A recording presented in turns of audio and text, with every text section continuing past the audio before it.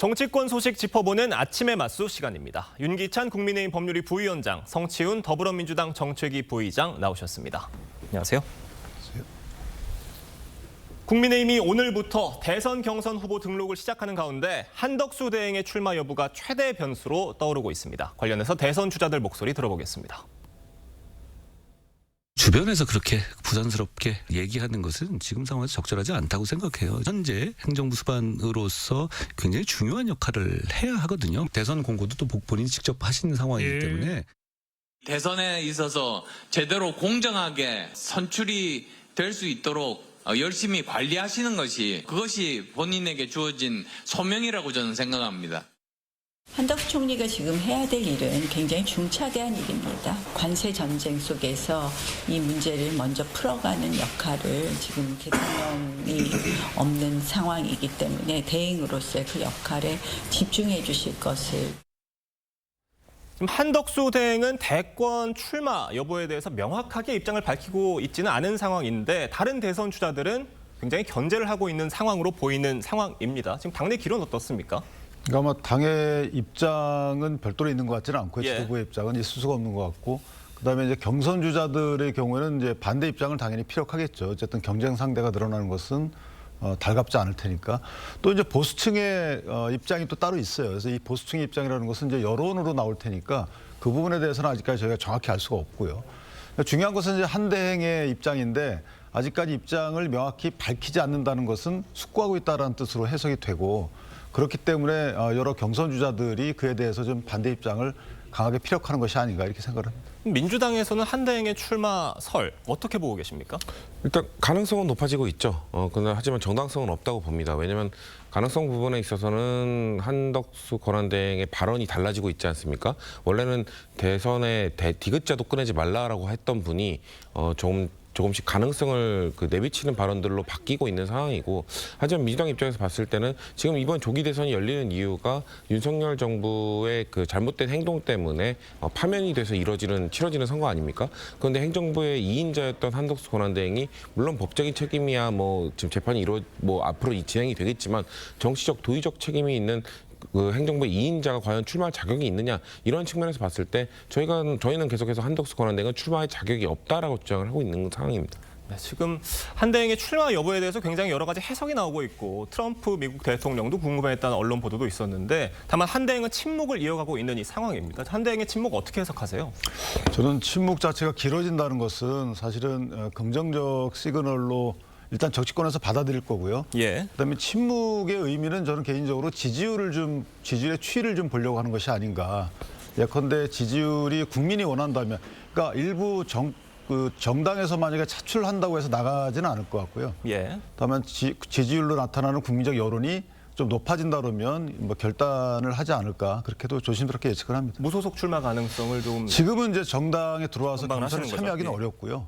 아마 하게 되면 무소속 출마 가능성이 있고, 다만 이제 유승민 의원도 경선 불참여죠. 예. 그래서 경선 불참여를 선언했기 때문에 그 부분도 변수가 될 가능성이 있어요. 이제 한 대행 입장에서 보면 유승민 전 의원이 만약에 무소속으로 출마를 하게 되면 그럼 한덕수 대행 입장에서는 출마의 메리트가 좀 줄어드는 것이 아닌가, 이렇게 약간의 상호관계가 있지 않을까 이렇게 생각합니다. 네, 선거 때는 늘 껄끄러운 상대라는 게 있는 거지 않겠습니까? 지금 민주당에서는 이재명 대표의 대항마로 한덕수 대행 어떻게 평가하고 계세요?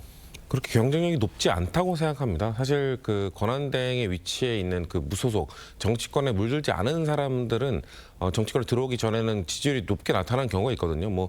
예를 들면 고건 전 총리라든지 아니면은 황교안 전 총리, 아니면 반기문 전 유엔 사무총장들 등과 같이 정치권에 들어오기 전에는 뭔가 높은 경쟁력을 보이는 것처럼 보이지만 뭔가 막상 돌입을 하면은 경쟁력이 현저히 떨어지는, 정치 경험이 전혀 없기 때문이죠. 그렇기 때문에 좀 한덕수 권한대도 마찬가지라고 생각합니다. 지금이야 지금 워낙 국민의힘 후보들이 지금 10명, 15명 많은 사람들이 나오고 있지만 지금 민주당 후보와 경쟁력을 봤을 때 떨어지는 상황이기 때문에 대안을 찾고 싶은 상황은 알겠으나 저는 한덕수 권한대행이 나오더라도 민주당 후보와 견조와 봤을 때 그 경쟁력이 있다고 보지는 않습니다. 네, 지금 이런 상황에서요. 오세훈 서울시장이 대선 불출마를 선언한 데 이어서 유승민 전 의원도 경선에 불참하겠다는 뜻을 밝혔습니다. 두 사람 목소리 들어보겠습니다.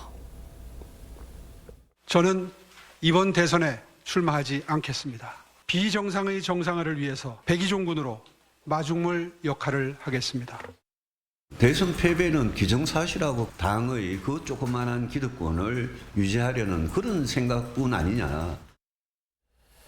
주말 사이에 많은 변화가 있었습니다. 오세훈 시장과 유승민 전 의원이 불출마를 선언을 했는데 지금 이 상황 어떻게 보고 계세요? 일단 좀 안타깝죠. 물론 이제 저 두 분 입장에서 보면 한덕수 대행에 대한 국내심 다수의 러브콜 예. 이 부분이 불편하게 다가왔을 수 있습니다. 그리고 바람직해 보이지는 일단 않고요. 그러나 어쨌든 여러 가지 측면에서 아까 제가 말씀드린 대로 당의 입장이 있는 것이고 각 경선 후보자 입장이 있는 것이고 보수층의 입장이 있는 거라서 예. 어떤 것이 옳은지에 대해서는 그건 판단하기는 어려워요. 그러나 이제 오세훈 시장과 유승민 전 의원의 그 말씀들은 약간 뉘앙스가 달라요. 오세훈 시장의 경우에는 불출마를 하면서 마중물이 되겠다, 백의종군 하겠다라고 해서 다소간의 그 보수층의 승리를 위해서 뭘 좀 하겠다라는 취지로 보여지고, 근데 유승민 전 의원의 경우에는 이제 경선 룰을 말씀 주시는데 경선 룰은 2022년도부터 저희가 쭉 꾸준히 역선택 방지 조항이 있었거든요. 그래서 그 부분이 만약에 없던 게 생겼다면 이제 뭐 반발을 해도 타당하겠지만 그런 취지로 보면 어쨌든 당 경선에 참여하는 것보다는 다른 쪽을 더 고민해 보시는 게 아닌가. 뭐 그 부분도 그 판단에 대해서는 보수층이 평가할 문제이기 때문에 저는 개인적으로 두 분 다 정치적인 결단을 했다 이렇게 평가합니다. 그럼 성친 부의장님께서는 어떻게 보고 계십니까? 그러니까 중도층에 가장 소구력이 있다는 후보, 두 후보, 그 평가가 되는 두 후보가 대선 불출마 또 경선에 불참하겠다 이렇게 밝힌 이 상황을 민주당에서는 지금 어떻게 보고 계세요? 전 두 분의 약간 차이가 있다고 보는데요. 오세훈 시장 같은 경우는 중도층 확장성이 분명 있는 분이죠. 근데 이분은 불출마 선언을 하면서 결국 그 보수의 후보를 위해서 뭐 좀 일하겠다는 이미지를 줬기 때문에 그렇게 그 큰 변화는 없을 거라고 봅니다만 유승민 전 의원은 다릅니다. 왜냐하면 유승민 전 의원은 나는 그 대선에 불출마하는 것이 아니라 경선에 나가지 않겠다라고 했기 때문에 예. 무소속 출마 가능성을 열어놨거든요. 그러면은 유승민 전 의원은 그 지지율이 그렇게 높지는 않습니다. 근데 저는 지금의 그 지지율이야 뭐 민주당의 후보와 국민의 후보가 크게 나타나는 것 같지만 막상 선거가 치러졌을 때는 그렇게 큰 차이가 나지 않을 거라고 저는 예측하고 있거든요. 그렇게 되면은 유승민 전 의원의 영향력이 상당히 그 막상 그 본선 경쟁력에서는 본선에 다가왔을 때는 클 거라고 봅니다. 그렇기 때문에 유승민 전 의원이 지금 만약에 무소속 출마를 하고 끝까지 레이스를 할 경우에는 보수정에 상당히 안 좋은 영향을 줄 수 있죠. 그렇기 때문에 유승민 전 의원을 품지 못하는 국민의힘은 상당히 타격이 클 거다. 저는 그렇게 보고 있습니다. 저 두 후보를 지지하던 당심이 있지 않았겠습니까? 그 당심이 이번 경선에서 어디로 향할 것으로 보세요? 일단은 뭐 그 저분들의 성향을 가르는 여러 가지 그 구도가 있죠. 예. 예를 들면 탄핵을 반대했다, 찬성했다. 근데 저는 그런 탄핵 찬반 구도 갖고 이 당심이 움직일 것 같지는 않고 이제 기대. 어떤 성향의 공약을 낼 것으로 예상했다라는 취지의 기준을 갖고 한다 그러면 예. 저는 개인적으로 일단은 뭐 한동훈 후보나 안철수 후보 등으로 가겠죠. 그런데 결론적으로 보면 전략적 선택을 할 가능성이 큽니다. 그러니까 이재명 대표를 상대로 해서 이길 만한 후보에게 전략적으로 선택할 가능성이 크다. 이제 그만큼 이재명 대표에 대한 정책에 대한 신뢰성이 없어졌고 좀 뭐랄까요, 뭐 정권을 맡기기에는 다소 좀 부담스럽다라는 취지의 민심이 있기 때문에 그런 민심들을 고려한다면 전략적 선택으로 표가 움직일 것이지 만약 그 후보를 따라서 지지하는 쪽으로 가지는 않을 것이다. 그렇게 생각합니다. 그럼 이런 상황에서 오세훈 시장이 불출마를 선언한 직후에 한덕수 대행을 만난 것으로 저희 TV조선 취재 결과 확인이 됐는데 어떤 대화를 했는지는 명확히 확인이 되지 않는 상황이거든요. 어떤 대화가 오갔을 것으로 좀 예측을 하세요? 저는 개인적으로 아마 그 불출마 선언 전후로 연락 내지 만남을 취했다는 거거든요. 예. 그렇다면 한 대행의 의사를 타진해 보거나 한 대행의 의사를 간접적으로 확인해 보려는 의도가 있었다라고 보여지고 그렇다면 결론적으로 보면 마중물, 백의종군 이런 취지로 볼 때 또 당을 비판하기보다는 당의 혁신을 얘기했단 말이죠. 예. 그럼 그런 세 가지를 종합해 보면 한 대행의 출마가 이번 대선에 필요하지 않겠는가라는 의사를 전달한 것이 아닌가 간접적으로 뭐 그런 취지로 읽힙니다. 네. 오늘부터 국회 대정부 질문이 시작이 되는데 민주당은 한 대행을 향해서 집중 공세를 펼칠 거다 이런 전망 나오고 있습니다. 일단 두 가지 정도가 예상이 되는데요. 일단 한덕수 권한대행이 헌법재판관 대통령 지명목 2명에 대해 지명을 행사한 거에 대해서 이건 위헌적 행위다라는 걸 지적을 할 것으로 보여지고요. 그리고 계속해서 지금 그 우리가 앞서 다룬 것처럼 지금 대선 후보로 나가는 것이냐 이거에 대해서 질문을 할 것으로 보입니다. 왜냐하면 사실 국민의힘 측에서 한덕수 권한대행의 앞서 말씀드린 그 헌법재판관 지명이 위헌적이다. 그래서 우리는 탄핵 소추를 해야 된다라는 주장을 했을 때 지금 그 트럼프 정부가 출범한 이후에 외교적, 관세 전쟁 이런 것들로 봤을 때 한덕수 권한대행이 하루라도 자리를 비우면 안 된다라는 주장을 했던 건 국민의힘 측이거든요. 그런 상황 속에서 지금 출마, 차출 이런 얘기가 나오고 있는데 한덕수 권한대행의 생각이 무엇인지 사실 이거에 대해서 궁금해하는 거는 국민의힘 지지자뿐만 아니라 국민의힘 후보군들이 더 궁금해할 것 같아요. 근데 이 대정부 질문 속에서 아마 민주당 의원들이 아마 그것과 관련돼서 대체 출마할 거냐 아니냐 이거에 대한 질문을 저는 집중적으로 할 것으로 보고 있습니다. 한덕수 대행 재탄핵에 대해서는 당내 기류가 어떻습니까? 일단은 원래 그 강성한 분들은 계속해서 말씀을 하고 계십니다. 왜냐하면 이미 지나갔지만 그리고 실효가 없지만 그리고 잘못한 행위에 대해서 지적을 해야 된다는 말씀들이 많지만 당 지도부는 일단 선을 그었습니다. 한덕수 권한대행 방금 말씀드린 것처럼 지금 국제 정세 문제도 있고 굳이 한덕수 권한대행이 마치 탄핵을 유도하는 듯한 행동을 하고 있는 상황에서 우리가 한덕수 권한대행의 몸값을 키워줄 필요가 있겠느냐 굳이 할 필요 없다라는 지도부의 판단이 있었기 때문에 저는 제가 봤을 때는 앞으로도 탄핵 소추는 이뤄지지 않을 거라고 보고 있습니다. 그러니까 한덕수 권한대행을 재탄핵했을 때 결과적으로 한덕수 대행의 선택질, 정치적 선택지를 그렇죠. 넓혀주는 결과를 만들 수가 있기 때문에 이런 점들이 고려됐다 이런 그런 말씀이신가요? 점도 있지만 저희가 아까 말씀드렸던 한덕수 권한대행이 잘못한 행위, 헌법재판관 2명을 지명한 건 잘못된 행위다라고 그걸 문제 삼고 싶은 것인데 탄핵 소추한다고 한들 그게 바뀌지 않기 때문에 실효적 측면이 없다는 판단이 지금 당내에 있는 걸로 알고 있습니다. 네, 알겠습니다. 다음 소식 짚어보겠습니다. 민주당 경선 룰이 당원 비율 50%, 국민 여론조사 50%로 결정이 됐습니다. 비명계에선 무늬만 경선이라고 강하게 반발하고 있는데 김동연 경기지사 입장 들어보겠습니다. 아름다운 경선을 저희는 바라고 또 희망했습니다만 지금 별 의미 없는 경선으로 가는 것 같아서 유감입니다. 압도적인 정권 교체를 이룰 수 있도록 올바로 좀 바로잡아 주십시오. 우리 당원 여러분께 간곡히 호소드립니다. 그러니까 일반 국민의 직접 투표를 막은 건데 결국 이재명 대표 추대론이다 이런 말까지 나오고 있습니다. 어떻게 보고 계세요? 다소 좀 심한 부분이 없잖아 있죠. 왜냐하면 이제 경선 룰을 바꾼 거잖아요. 예. 원래 있던 그 선거인당 100%, 물론 거기에 대의원 그다음에 권리당원들이 들어가지만 예. 어쨌든 국민선거인당 100%에서 뭐 당원 50%, 그다음에 여론조사 50%에 바꾼 거란 말이죠. 그럼 굳이 이재명 대표의 대세론이 확립돼 있는 상황에서 바꾼 이유에 대해서는 이제 후보자들은 납득하기 어려운 거죠. 왜냐하면 후보자들 입장에서 보면 이재명 대표를 꺾을 수 있는 기회다라는 그런 기회를 보고 출마한 분들이 또 있는 반면에 또 하나는 차기 민주당의 헤게모니를 쥐겠다. 그러니까 2인자로서의 국민들로부터 인정받겠다. 그런 기회를 삼겠다라고 해서 나오려고 했는데 예. 그런 기회를 차버린 거죠. 그러니까 이재명 대표와 2위가의 간의 표차가 너무 많이 나게 되면 사실은 출마했던 분들이 오히려 정치권에서 도태되는 이런 그 경선으로 자리매김하기 때문에 출마하지 말라는 거죠. 그래서 저 부분은 좀 심하다라는 생각이 듭니다. 그러니까 지난 3번의 대선에서 택했던 완전 국민 경선제를 안 하고 바꾼 거잖아요. 결국 이 바꾼 이유에 대해서 국민들이 납득할 만한 이유가 설명이 돼야 된다 이런 말씀이신데 어떻습니까? 그렇죠. 사실 그 민주당의 10년이 넘는 그 3번에 말씀하신 3번의 그 대선을 선출하는 과정 동안 민주당의 원칙이 이거였습니다. 당대표는 당심으로.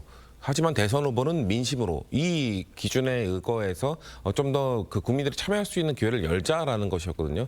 근데 그런 건 있습니다. 지난 대선 후보 경선 과정에서 마지막 그 서울 경선에서 뭔가 그 결과가 뒤집히는 결과가 나왔었거든요. 그렇기 때문에 그때는 여론조사랑 달리 국민선거인단으로 경선을 치를 경우 역선택을 방지할 수가 없습니다. 그렇기 때문에 특정 종교 세력이라든지 아니면 특정 그 지지 집단의 개입을 막을 수 없다라는 판단이 당내에 있었던 것으로 보이기 때문에 그런 부분에 있어서는 국민들에게 충분히 설명을 드리는 과정이 저는 필요하다고 보고 그리고 지금 비명계 후보들이 저는 어떤 룰을 하든 이재명 후보가 무조건 유리하다고 생각하거든요. 압도적인 지금 지지를 나타내고 있기 때문에 조금 뭐 덜 유리한 룰을 채택한다 하더라도 그 대세는 그 영향이 없기 때문에 비명계 후보들의 목소리를 좀 더 반영해도 되지 않았을까라는 아쉬움 분명히 있습니다. 어떤 룰을 선택해도 이재명 대표가 유리한 상황은 맞지만 그쵸. 그렇다 한들 비명계 목소리를 더 반영할 필요도 있었다 이런 말씀이시죠? 그렇죠. 왜냐하면 이재명 후보가 제가 생각했을 때 어떤 시나리오도 가도 무조건 아마 현실적으로 이길 수 있는 가능성이 매우 높습니다. 그런 상황에서 비명계 후보들이 불만 없이 참여할 수 있는 룰을 만들어줘야 조금 민주당에서도 중에서도 전통적 지지층, 뭔가 민주당을 지지하지만 이재명 후보에 대한 우려감을 나타내고 있는 분들이 본선의 지지까지 이어지려면 최대한 그 비명계 후보들의 목소리를 들어줘야 되는데 그런 부분들이 좀 반영되지 않은 것 같아서 좀 아쉬운 부분이 있는 건 사실입니다. 그러니까 비명계의 불만을 좀 들어줄 필요가 있었다 이런 말씀이신데 지금 민주당 현 시점에서는 4강 구도로 지금 윤곽이 그려진 상황인데 다른 비명계 후보들의 어떤 불출마 또는 경선 불참 선언 이어질 수 있다고 보세요? 저는 경선 불참 선언을 하게 되면 문제가 뭐냐면 경선에 참여해서 거기서 만약에 승패가 갈리고 패한 분은 대선에 못 나가잖아요. 예. 2인제 룰인데 이제 그런 식으로 이재명 대표 입장에서는 누수를 막고자 했지만 만약에 룰을 또 저렇게 가져감으로써 일부 분들이 그런 이재명 대표의 심사안에 도전하는 꼴이 되는 거죠. 그래서 만약에 참여하지 않고 백의종군 하겠다 그러면 몰라도 참여하지 않고 지금 이낙연 전 지사도 아마 출마할 가능성이 있는 상황이잖아요. 그렇다면 진보 진영에 사실은 여러 가지 지지층이 갈라질 가능성이 있기 때문에 이 예. 부분에 대해서 이재명 대표가 아마 여러 가지 방안을 두고 설득을 또 하는 과정이 있겠지만 어쨌든 그런 룰과 관련된 상황은 좀 정리될 필요가 있다 개인적으로 그렇게 생각합니다. 네, 이런 가운데 친문계 적자로 불리는 김경수 전 경남지사는 세종에서 대선 출마를 선언했습니다. 그 모습 보겠습니다. 내란의 상징인 용산을 더 이상 대통령실로 사용할 수 없습니다. 대통령실을 이곳 세종시로 옮겨오고 새로운 지방시대를 열어야 합니다. 그인들의 어깨 위에서 배운 통합과 연대의 경험과 비전이 있습니다. 노무현 전 대통령이 강조했던 지방 분권 시대를 열겠다. 그래서 세종시로 행정수도를 완전 이전하겠다. 이런 공약을 내건 겁니다. 어떻게 들으셨어요? 저거는 아마 개인적으로 이제 개헌을 하겠다는 취지죠. 행정수도 완전 이전은 개헌이 있어야지만 된다라는 예. 것이 이제 다수이기 때문에 헌재 결정도 있고요. 그럼 개헌에 대한 간접적인 얘기인데 저는 개인적으로 그렇게 쏙 와닿은 만한 그 공약이 없어요. 그러니까 김경수 전 지사의 경우에는 사실 이번 경선에 페이스메이커 역할을 자임했다라고 보여지고 그 이후에 이제 당의 헤게모니와 관련된 출사를 했다라고 생각을 합니다. 뭐 당대표나 아니면 지방선거와 관련된 따라서 좀 현실적인 선택을 했다는 것이고 저는 개인적으로 뭐 저렇게 현실적 선택하는 것도 나쁘진 않다라고 보여집니다.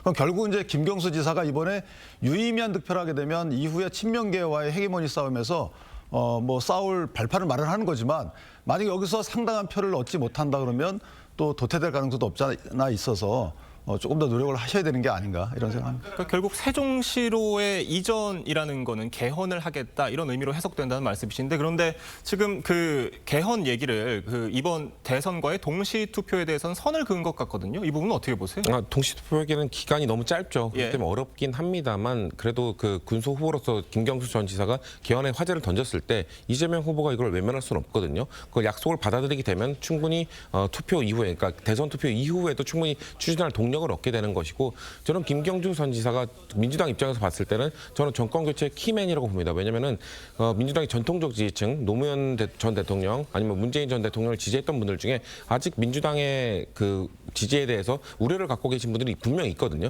그런 분들의 지지를 본선까지 이끌어내기 위해서는 김경수 전 지사가 그 경선 과정에서 내는 목소리 이런 것들을 민주당이 어느 정도로 품어내느냐가 저는 확실히 그 상당히 중요한 가늠자가 될 거라고 보고 있기 때문에 김경수 전 지사의 그 역할이 매우 크다고 보고 있습니다. 네, 알겠습니다. 오늘 아침의 맞수는 여기까지 듣도록 하겠습니다. 감사합니다.